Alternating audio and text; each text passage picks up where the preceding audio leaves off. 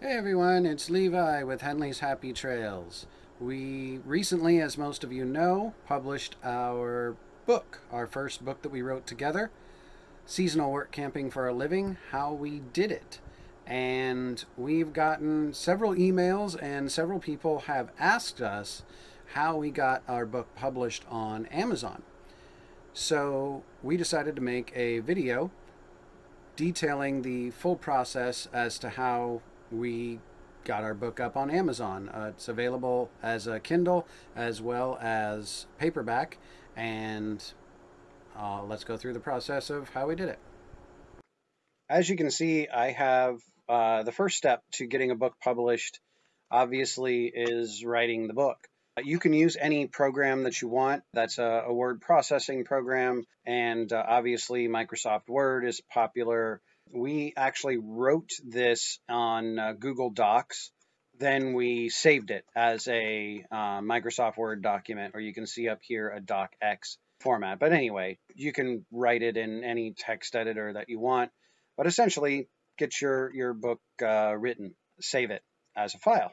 So this is our file. One thing that I will say is if you're putting it on Kindle, we actually typed out a table of contents on our book. And when you're bringing it into the Kindle platform, you're going to see in a moment that this kind of is unneeded because Kindle has its own way of creating a table of contents that is clickable. So, for example, somebody reading the book only wanted to get to or wanted to get to section 2 really fast on the Kindle version, they can click that or tap it on their phone, and it'll take them to section 2, We're Camping Through the Seasons. So we did put this in before we knew that, but that's my little note. So anyway, we have our file here, Seasonal Work Camping for a Living, How We Did It, .docx. And the next step is actually going to be going to Amazon's self-publishing platform or Kindle Direct Publishing. They use kdp.amazon.com. You can see that up here. It stands for Kindle Direct Publishing.amazon.com. If you already have an Amazon account, you can use that. You can sign up for an Amazon account. I'm going to go ahead and sign in. This will be your Kindle Direct Publishing account. As you can see, we have our 2 books. There's my Photography 101, a beginner's guide that I published in 2016, and then our new book here. And I can see that I have a Kindle ebook version that's live, a paperback version that's live, and I have a Kindle ebook photography book that's live. And I'm going to create the same book that was the Seasonal Work Camping for a Living. And I'll take you through the process of that. I'm not going to finalize it because obviously I already have that book uploaded and out, but I am going to take you through that process. You can see up here where it says create new title. This is kind of giving you everything that you need to create a book or to upload a book that you've written. So right here where it says get started with the Kindle content creation tools, I'm going to click that, and it talks a little bit about those tools. But the important thing here is I'm going to click this Kindle Create button, which is going to allow me to download the Kindle Create program. Now, this program isn't necessarily for you to write your book in. As I already said earlier, that you want to write your book in whatever word processing software that you feel comfortable with, whether that's Google Docs, Microsoft Word, or OpenOffice, or any other writing suite that you can. And you're going to use this to format that book. You want to put in the page breaks, the styling of what it's going to look like. You'll see in a moment. So go ahead and download that for whatever you're using, Mac or PC. And once it is downloaded, which I already have that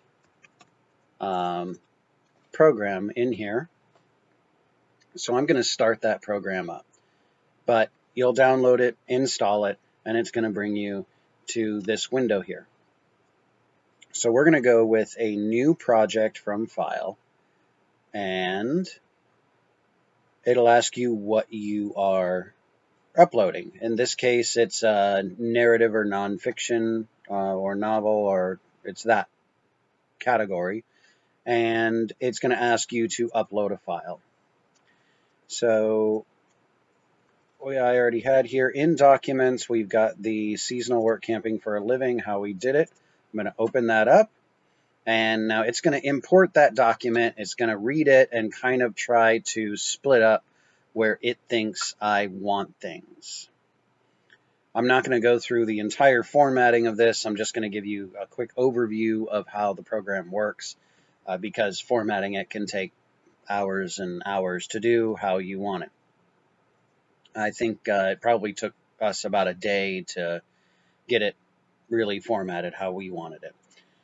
So the first thing it's going to do is show you this checkbox. It's going to ask you to select your chapter titles if you have them. So it's asking you how you're splitting this book up. We're going to say that that's how it should be. I'm going to accept the selected, and once I accept that, I'm going to scroll all the way up here to the top, and as I already stated, we have the table of contents here. Now it's going to create its own table of contents, so I'm going to right click that and say delete selection, and I've deleted that. So we need that table of contents. And you'll see right here when I hit that plus button, I've got table of contents, and it has all those things that I checked. And it will then build the table of contents based on what I checked. So it automatically creates that. The nice thing is it automatically creates it. The not so nice thing is that you can't really do much as far as editing this. You can't edit the text at all. It just created it, which it did the same kind of thing with the title page initially. You can add a title page and add the book title, subtitle, author name, publisher. You can even add a logo, and it'll put all of that in there if you have all of that. I just didn't like the format that it created that in, so I didn't use it when I was making my book. But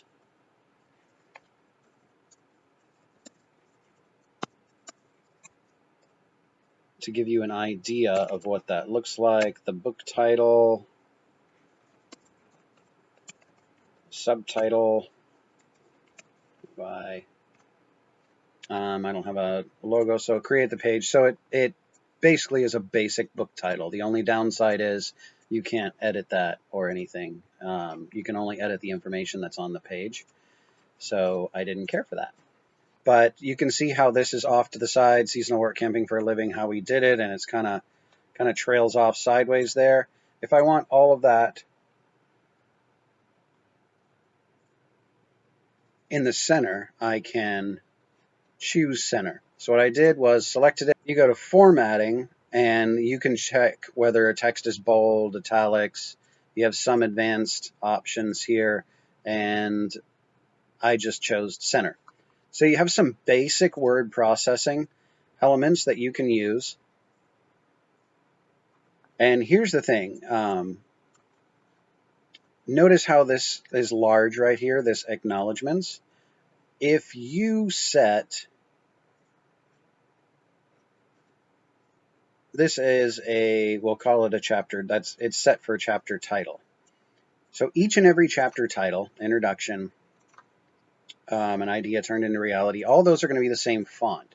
Considering that if I select this and I change the formatting, it's going to change the formatting for every single title chapter heading. So let's say I wanted that to be bold, and I wanted to change the font, and the size was a bit too big, so I wanted to bring it down from 29 to 16 as a chapter heading. You'll notice that it changed this one, but when I go to introduction, it also changed that one. So every chapter heading will change. So I've got section 1 here, and an idea turned to reality.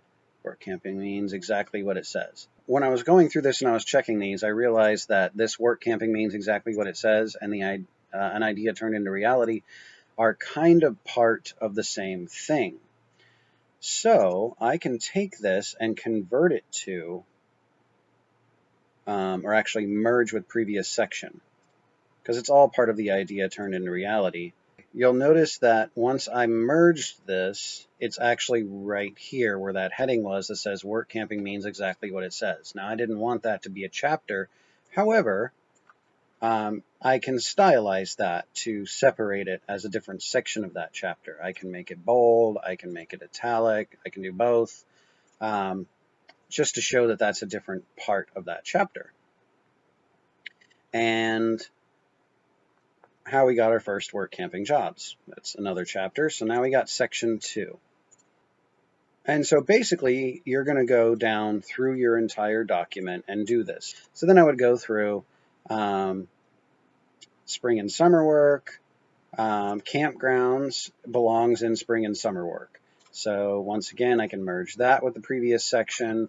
And then obviously when I'm going through the book, I'm going to want to take these headings and make all the headings consistent. And so that's what takes so long. You basically go through this whole thing and figure out how you want it split up. If something needs to be on another page, you have tools. By right-clicking here, I can say split chapter here, and all of your chapters are going to be laid out here. Now, of course, this is a new program for many people. It was new when I first started using it. That's why Amazon talks about how to use it in their step-by-step guide. So this will talk about all of the different things that you can do with the program and how to format your book. The idea, though, is once you finish this process, you will have a book that's properly formatted for Amazon to read it. And so it's what you see is what you get. I can hit the preview button here, and the preview is going to show me what it looks like on a tablet to read the book. And I can also choose what it looks like on a phone to read the book, and what it'll look like on a Kindle. It gives you a lot of power to decide what the end result is going to look like. Once you're finished formatting your book, you'll go to Publish. And I'm going to call this test.kpf. It's going to create a package. Remember where you save it. I saved mine in Documents here on my computer. And it's going to package that whole book. And it'll tell you when your file is ready to upload. Now, if you also want to do a print version, the difference here is it's going to give you one additional option to choose how the book pages are going to look. And I know that this is small and the preview isn't all that great, but as you can see, you're basically choosing where the headers and page numbers go. So you can choose the style that has your name and book title on the top of each page with the page numbers. One is left justified, the other is right justified. You have a center justified one, and you have one with no header and just title. So choose what you would want your paperback book to look like. And you can, of course, do that before you even save this file out. Now we're going to go and upload the book. So we've got that part done. Side note, we have the book cover. And I'm going to talk about book covers when I get there in the book. So I'm going to hit this plus button next to Kindle Ebook. So this part's going to walk you through all the information that you need. So choose your ebook's primary language. Mine's in English. Book title. Seasonal Work Camping Test. Subtitle. How we uploaded it. And not all of this is required. You have series name, series number. You may not have it. Obviously, if you're uploading the first one, you won't have an edition number or you don't need one. Primary author contributor. We're going to go with Levi Henley. You can also add someone as an editor or who the forward was by and so on and so forth, any one of these. And the description. So this will appear as your book's description. So what I encourage you to do as far as the description is obviously this is like the back of a paperback where it talks about what the book is. It's a synopsis and so on. It definitely is something that should push a potential reader to purchase the book. So whatever your subject matter is, go on Amazon and find books of your subject matter and read their descriptions. More particularly, find the ones that are like #1 sellers in various categories and read their descriptions, not necessarily to copy them, but to get a basic idea as to how you want to format your description. As a side note, there are you can put HTML formatting tags in this to make it bold or not bold or italics or whatever you want to do. Not everybody knows HTML formatting language. There are tools on the internet. So if you were to put in Kindle description format generator, if I was to search that online, I'm sure I can find one. There we go. There's one. That's a free editor. So you can type what you want in here, just like a word processor. This is bold, italic, and so I can select this, make it bold, just like a word processor, select this, make it italic. If I want to do a numbered list, I can hit that, say 1, 2, 3, so on. Whatever you want it to say, you can change the size of it using this. And what it's going to do, we'll go heading 4 on that. So what it's going to do, once you finish typing your description of your book and format it how you want, and you hit generate my code, it's going to generate an HTML code to fit what you typed in. And it's not necessary if you don't know HTML to understand any of that. You just copy the code and come back over here and you paste that description in. And when Amazon reads this, it's going to output it like you formatted it based on that code. So now we have publishing rights. You choose whether you own the copyright or whether this is a public domain work. Obviously, if you're selling it, you will probably want to own the copyright if you wrote it. Keywords describe what your book is. So whatever your you want 7 keywords that if somebody was searching for your book, what are things that they would type in the search? So you basically want to help people find your book. So you input up to 7 of them. It's optional. And then, of course, categories. Categories is kind of a fun one because it's sometimes hard to find a particular category that your book falls into. And I'm just going to choose general travel. You can go really deep into these menus, but for the sake of time, you're going to look for which one you think fits your book. So this is optional. If you are writing a children's book, obviously you'd want to fill that out, but if you're not. And then decide whether you want to do a pre-order or whether you're ready to release your book now. Once you finish this page, you save and continue. And now you get to the content. So a couple of things to explain here. We have the manuscript, and you need to decide whether you want DRM or not. Now, DRM, or Digital Rights Management, it's going to give you an explanation here that it's intended to inhibit unauthorized distribution of the Kindle file of your book. Some authors want to encourage readers to share their work and choose not to have DRM applied to their book.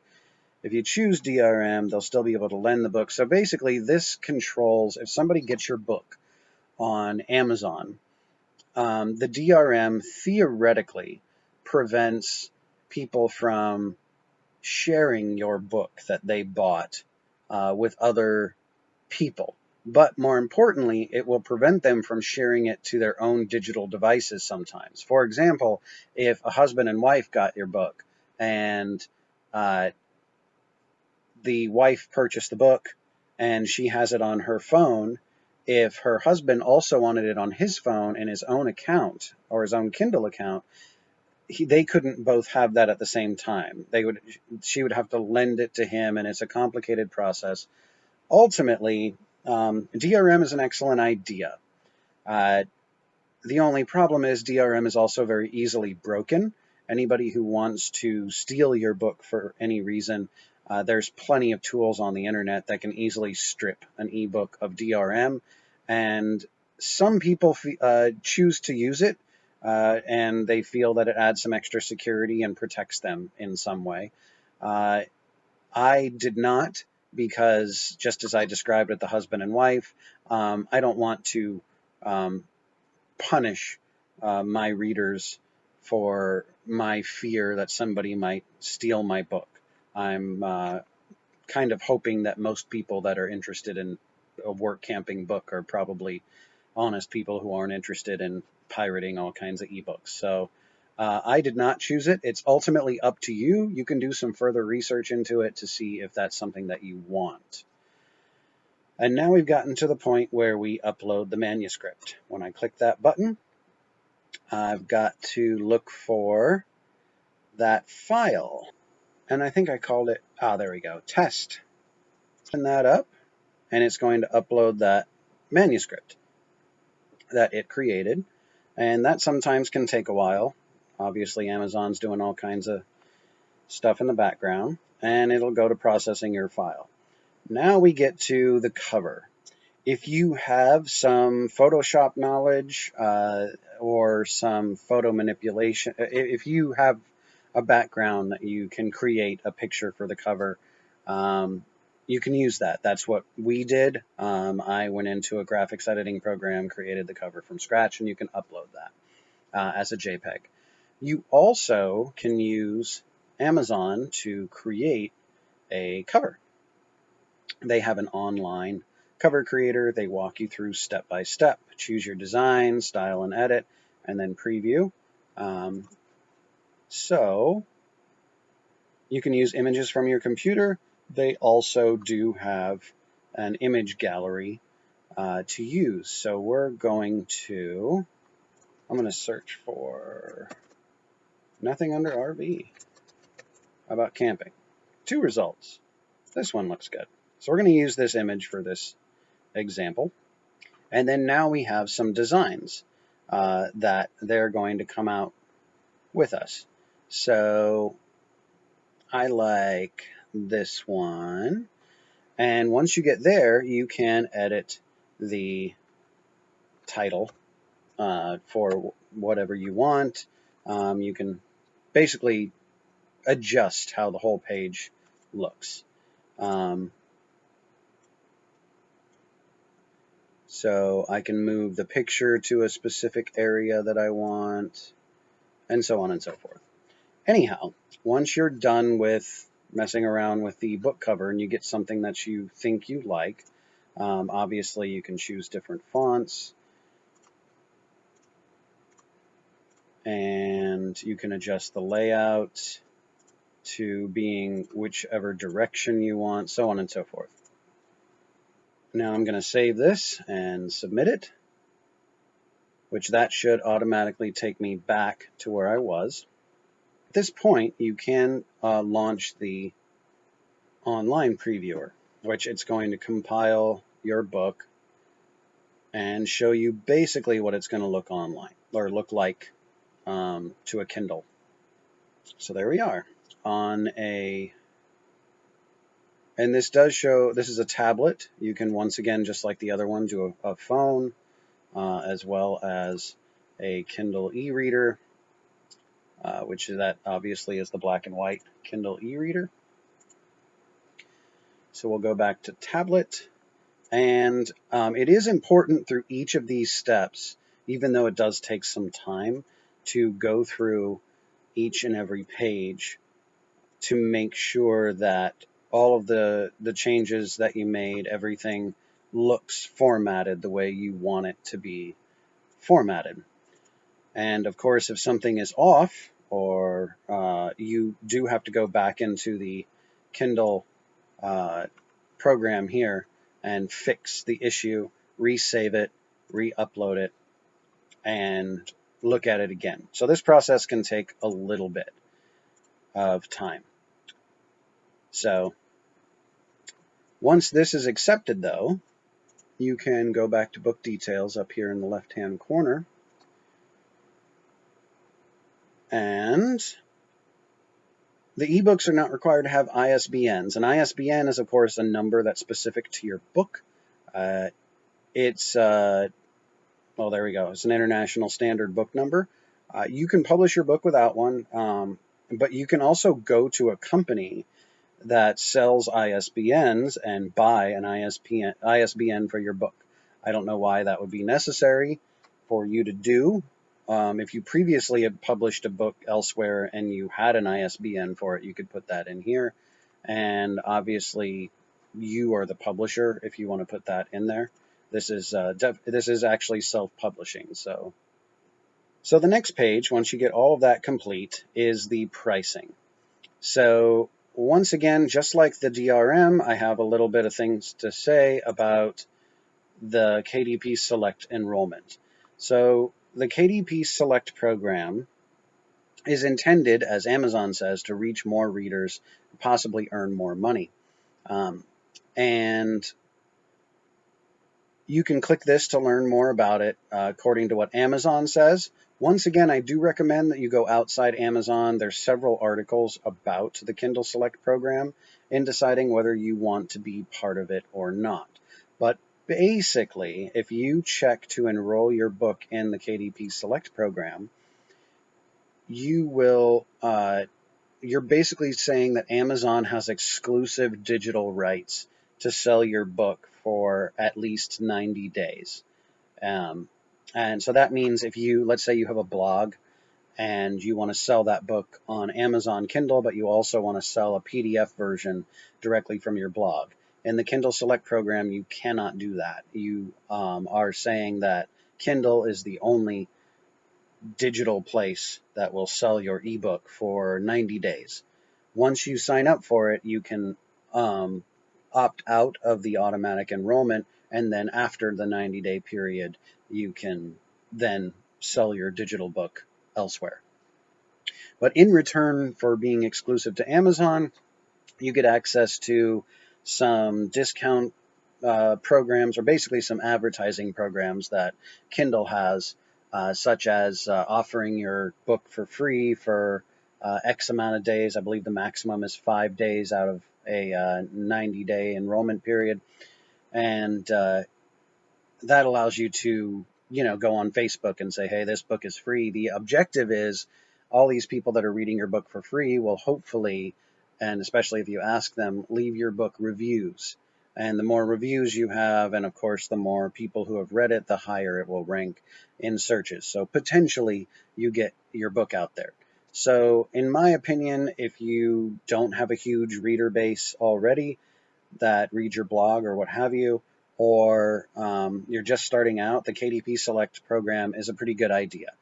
For ours, we did it, and then we turned it off for 90 days. So after the 90 days is up, we'll probably offer a digital version on our website as well.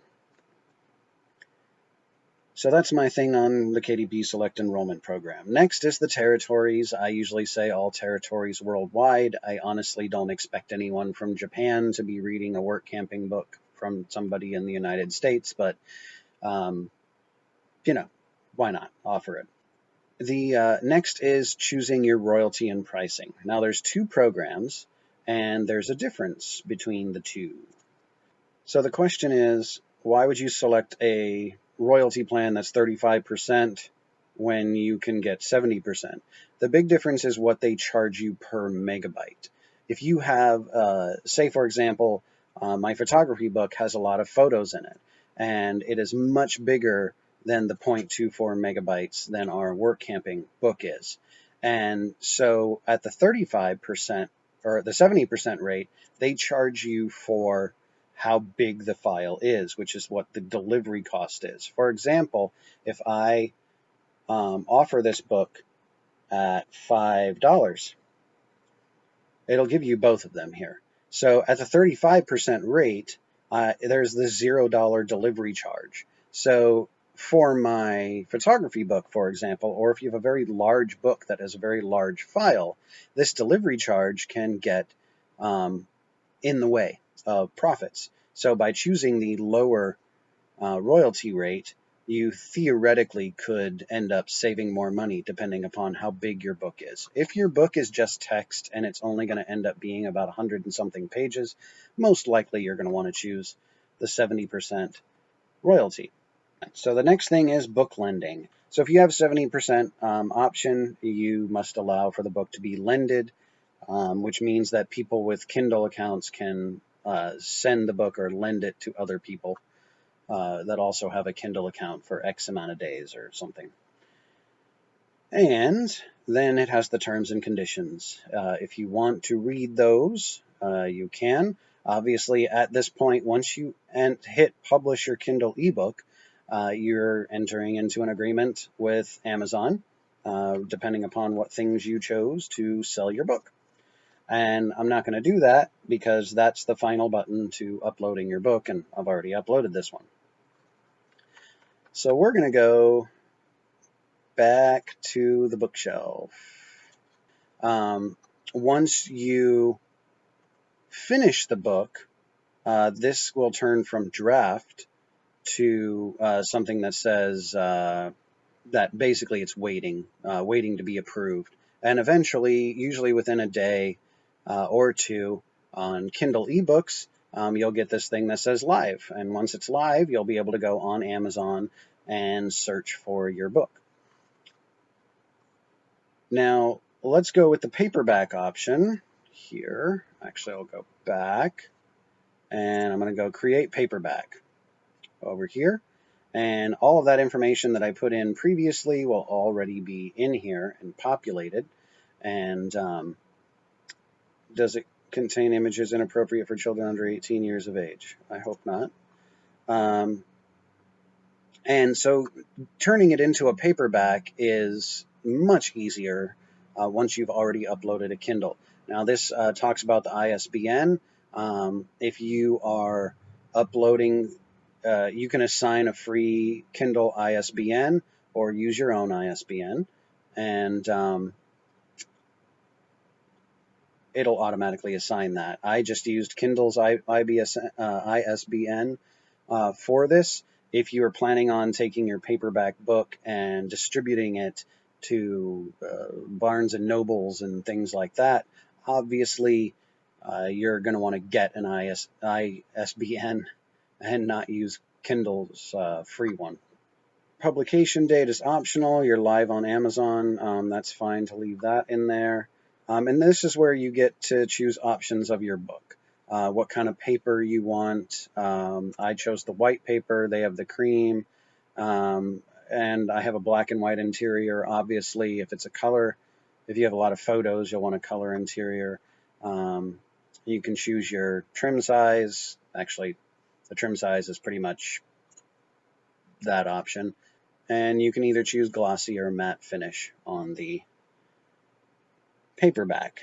Upload that same file for the paperback. Save successful. And then once again, you're going to have to create a cover for the paperback version. And obviously you can choose all the same things that you did before. The only difference is, as opposed to just a cover page, you're also going to need to have a back part of it. So in this case, I can choose that, essentially that same thing. And this talks about what to put where. and you can put in whatever text that you want and style it however you wish, change the size, that whole thing. So you can literally get this whole cover made in this software just like the other one. And add some text in here. Obviously this text would be your synopsis and so on. Once you're done with creating the cover, you can launch the previewer, and once it completes all of that stuff, we end up with the viewer. Over here on the side on the quality check, it's going to give you any warnings that it finds that you want to double check. So this says Kindle Create doesn't support books with tables. We ran into this issue, namely because, you'll notice that your table of contents now puts the page number, and of course it's not a blue link on the generated table of contents. There we go. So you'll notice this gray box here, the day in the life of, that we put in here, that was done in Google Docs with a table. Basically, it's a one-cell table, and we made the background gray. And Kindle Create, which is how we got this file, doesn't play very well with tables, which was kind of a pain, namely because if something was wrong in here, I couldn't edit the text in the Kindle Create program. I had to edit it in the Google Doc and re-upload it. That was not a fun process. That took a little while. But anyway, that warning doesn't mean you can't print it. It just means that take a look at whatever tables that you have and make sure that they look correct. So once again, go through the whole book page by page and make sure it looks correct. Once you have gone through your whole book and everything looks exactly as it should to you, you can then approve that. Once it's approved, it'll take you back to this page and you can move on. It'll also tell you what your, it'll give you a printing cost for the book, which will basically kind of set your base price for that book. And once again, you get to the price page. This right here is going to give you what the minimum price you can ask for on a book. And obviously, printed books are going to be more expensive than the Kindle version of those books. So obviously, once you get your price set for whatever it is, it will once again say that it is being reviewed. Now, the paperback did take several more days. I think that Amazon reviews that a little bit more stringently. Once it's live, it will say live, and you can see it on Amazon. I hope that this was helpful to you and comprehensive enough so that if you decide to write your own ebook, you can publish your own.